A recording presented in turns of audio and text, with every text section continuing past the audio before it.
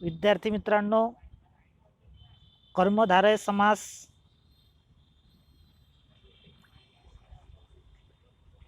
द्विविभू समास आणि विभक्ती तत्पुरुष समास हे तत्पुरुष समासाचे उपप्रकार आपण मागच्या तासाला समजावून घेतले. त्यानंतर आज आपण समासाचा जो आपला तिसरा प्रकार आहे त्याकडे वळणार आहोत. त्या समासाचं नाव आहे द्वंद्व समास. द्वंद्व समास तुम्हाला हे माहीतच आहे की दोन शब्दांनी मिळून एक सामासिक शब्द तयार होतो आणि या सामासिक शब्दाचा विग्रह करतात. विग्रह केल्यानंतर या सामासिक शब्दातील पहिलं पद महत्त्वाचं की दुसरं पद महत्त्वाचं यावरून आपण समासाचा प्रकार ठरवतो. जसं की जर विग्रह केल्यानंतर पहिले पदाला प्राधान्य असेल तर तो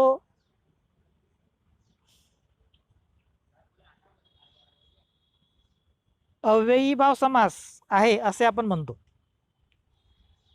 जर दुसऱ्या पदाला महत्त्व असेल, दिलं गेलं असेल, दिलं जात असेल किंवा ते महत्त्वाचं ठरत असेल तर तो तत्पुरुष समास आहे असे आपण पाहिले. आणि जेव्हा पहिल्या पदाला सुद्धा महत्त्व नाही आणि दुसऱ्या पदाला सुद्धा महत्त्व नाही व त्यातून तिसऱ्याच शब्दाचा, गोष्टीचा, बाबीचा, वस्तूचा बोध होत असेल तर मग तो द्वंद्व समास असतो. हे आपण मागेच पाहिलेले आहे. द्वंद्व समासाचे सुद्धा विद्यार्थी मित्रांनो काही प्रकार आहेत, उपप्रकार आहेत. द्वंद्व समासाचे जे उपप्रकार आहेत त्यातला पहिला इतरेतर द्वंद्व समास, दुसरा प्रकार आहे वैकल्पिक द्वंद्व समास आणि तिसरा प्रकार आहे समाहार द्वंद्व समास.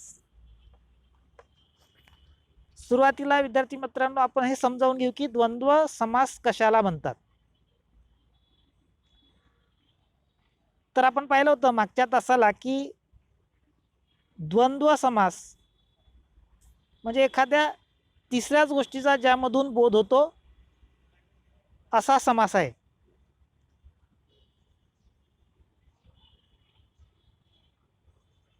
त्यामधल्या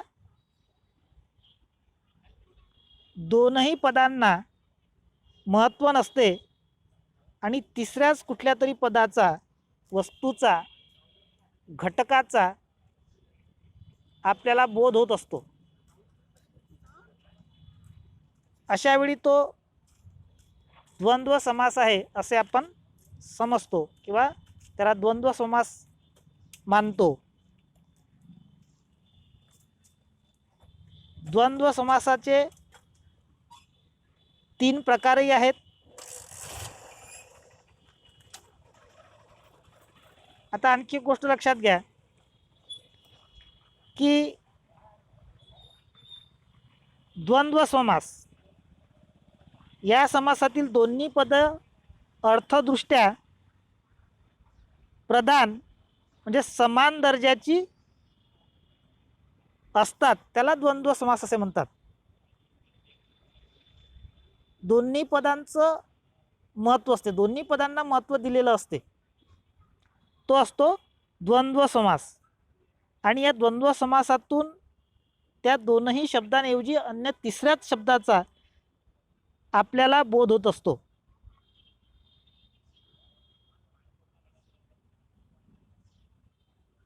इतरेतर द्वंद्व समास कसा असतो ते पहा. ज्या समासाचा विग्रह करताना आणि व या समुच्चय बोधक उभयान्वयी अव्ययांचा उपयोग करावा लागतो त्यास इतरेतर द्वंद्व समास असे म्हणतात. पहा विद्यार्थी मित्रांनो, उदाहरणार्थ आई बाप हा एक सामासिक शब्द आहे.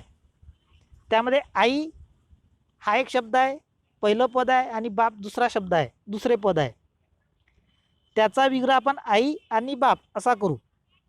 आणि इथं दोनही शब्दांना महत्त्व आहे. दोनही शब्दांना महत्त्व आहे. कोणत्याही पहिल्या पदाला महत्त्व प्राधान्य नाही किंवा दुसऱ्या पदाला प्राधान्य नाही. दोनही शब्दांना महत्त्व आहे आणि म्हणून हा द्वंद्व समास आहे. आणि याचा विग्रह करत असताना आपल्याला आणि व या समुच्चय बोधक, समूह बोधक, समुच्चय बोधक उभयान्वयी अव्ययाचा वापर करावा लागतो. म्हणून हा इतरेतर द्वंद्व समास आहे. हरिहर हा शब्द पहा, हरी आणि हर, आणीचा वापर झाला म्हणजे हा इतरेतर द्वंद्व समास आहेच. याचप्रमाणे विद्यार्थी मित्रांनो आणखी काही शब्द पहा. उदाहरणार्थ कृष्णार्जुन, कृष्ण आणि अर्जुन, कृष्णार्जुन, कृष्ण आणि अर्जुन. केवळ कृष्णाला महत्त्व नाही, केवळ अर्जुन या पदाला महत्त्व नाही, दोनही पदांना महत्त्व. कृष्णार्जुन असा तो सामासिक शब्द आहे आणि म्हणून तो इतरेतर द्वंद्व समासाचं उदाहरण आपल्यासाठी ठरते. इतरेतर द्वंद्व समास कसा असतो हे तुम्हाला आता कळलं की ज्या समासात दोनही पदे महत्त्वाची असतात आणि ही दोन पदे आणि व या समुच्चय बोधक उभयान्वयी अव्ययाने. आता तुम्हाला उभयान्वयी अव्ययाने जर समजत नसेल तर तुम्ही फक्त एवढी लक्षात ठेवलं तरी चालते की आणि व यांनी ती जोडलेली असतात, तेव्हा ती इतरेतर द्वंद्व समासाची उदाहरणे आहेत. हे तुम्ही लक्षात ठेवा. वैकल्पिक द्वंद्व समास हा द्वंद्व समासाचा विद्यार्थी मित्रांनो दुसरा प्रकार आहे. यामध्ये काय असते तर या समासाचा विग्रह करताना किंवा अथवा वा या विकल्प दाखवणाऱ्या शब्दांचा किंवा उभयान्वयी अव्ययांचा वापर केला जातो, तेव्हा तो वैकल्पिक द्वंद्व समास आहे असे आपण म्हणाल. उदाहरण पहा, खरे खोटे सामासिक शब्द आहे.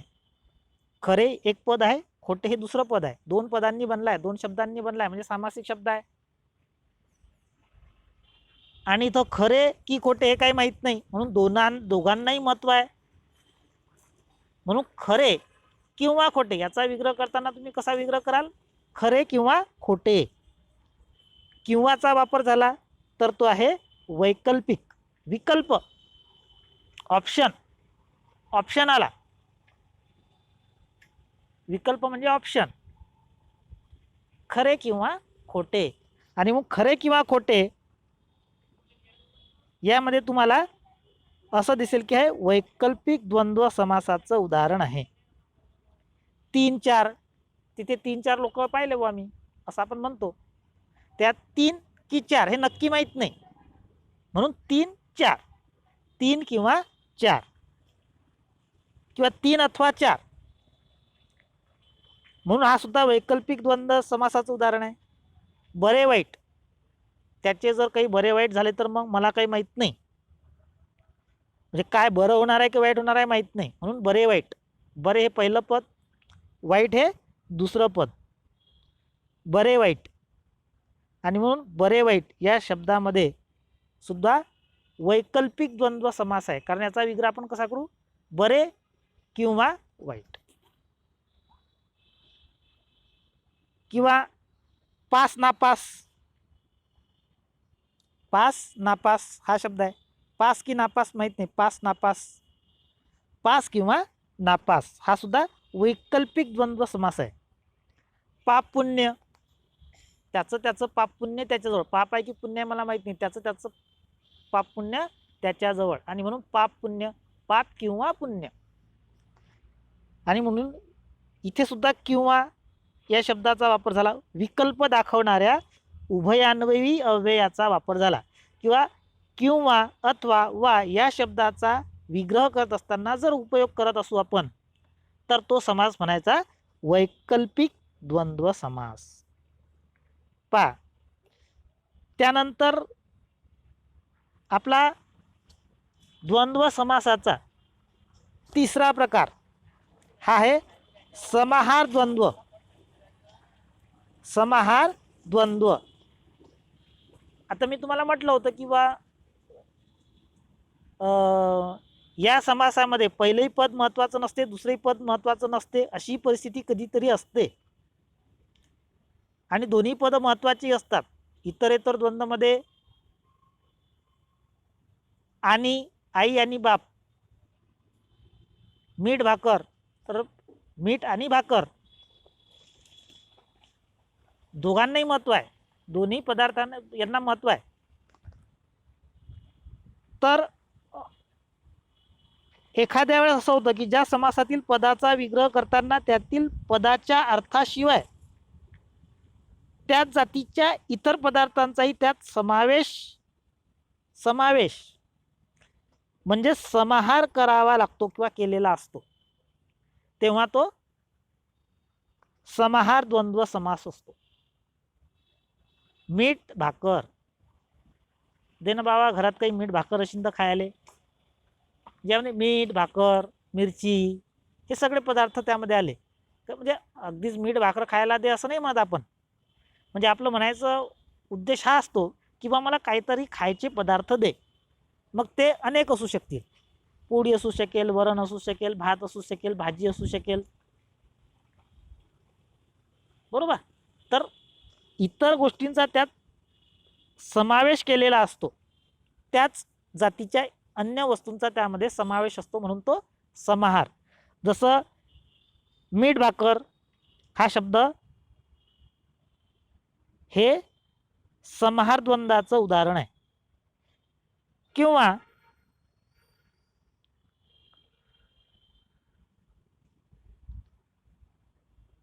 चहा पाणी, यामध्ये चहा पाणी, फराळाचे इतर पदार्थ, बिस्किट वगैरे, खारी वगैरे जे काय आहे ते असा सगळ्यांचा समावेश होतो, म्हणून चहा पाणी.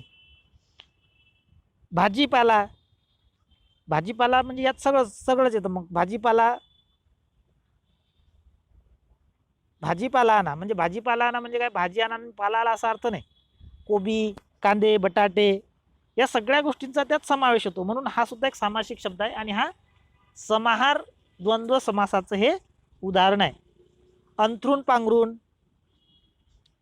पांघरूण, मग त्यामध्ये उशी, ब्लँकेट वगैरे सगळं आलं, म्हणजे त्यात सर्वांचा समावेश झाला, म्हणून समाहार द्वंद्व समासाची उदाहरणं आहेत. विद्यार्थी मित्रांनो, द्वंद्व समास आणि द्वंद्व समासाचे 3 प्रकार या तासाला आपण पाहिले.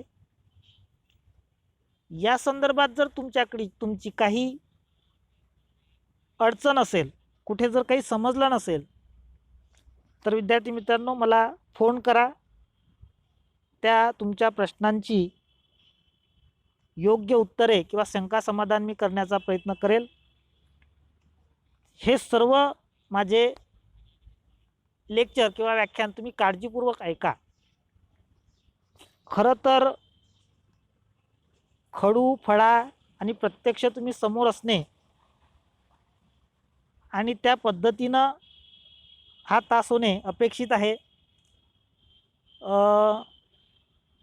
जेव्हा विद्यार्थी मित्रांनो आपण सराव करू या सर्व गोष्टींचा, तेव्हा कदाचित कोरोनाचं हे संकट गेलेलं असेल, आणि सरावाच्या तासिकेमध्ये मी याचं अधिक विश्लेषण करून हा भाग स्पष्ट करेल.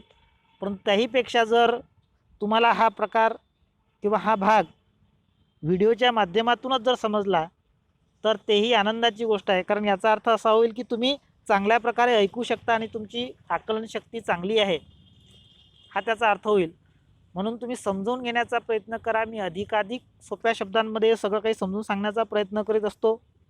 आणि एवढं सगळं झाल्यानंतरही जर काही अडचण असेल, शंका असेल तर मला फोन करा.